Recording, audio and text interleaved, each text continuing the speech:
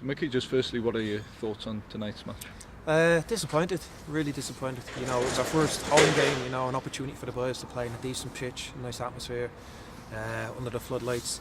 I thought we were disappointed, from start to finish.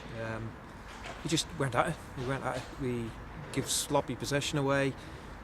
We looked nervous. We looked like boys. We looked like it was boys against men at times. We had a goal late towards the end, but 2-1 at half time. Made a little change.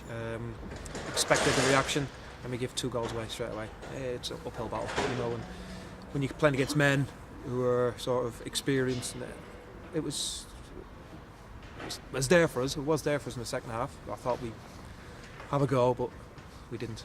It's disappointing. So it's my job now to pick them up and look forward to Saturday. You still created a few chances. Could have maybe got 1 or 2 more, would you say? Yeah, definitely. I just think confidence is low. The squad's been chucked together, 23 lads. Some know each other, some are new. And it's a quiet changing room at the minute. So I'm going to have to do something to change that. I'm going to try and pick them up, and we go again. With the team doing so well last season, getting promoted, did you anticipate this sort of thing, this sort of changing process? I think yes. We stepped up into a tougher league. It's a whole new batch of kids. I say kids because they're younger than the group last year. They didn't play at the standard as a group last year. They come from grassroots, whereas last year I got players from different league clubs.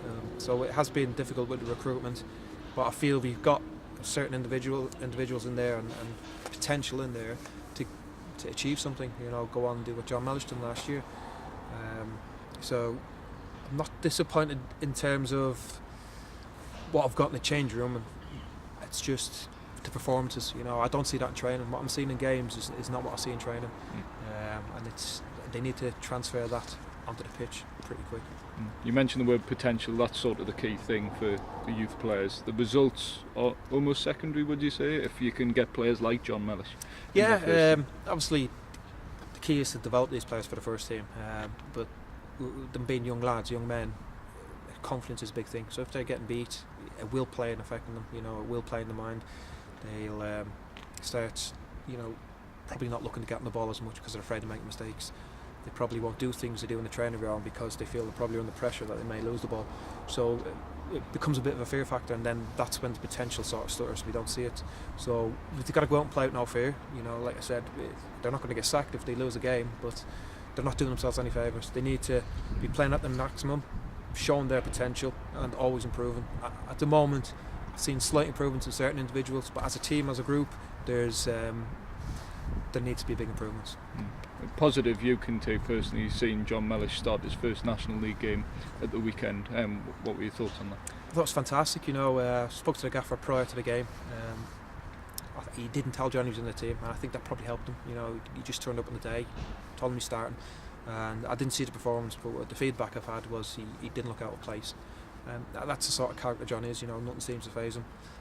I just like to see him kick on, and be more vocal, more of a character. I'd like to see his character come through, and hold on to that shirt. He's obviously gone in a winning team. You'd like to think that he'd probably start on Saturday again.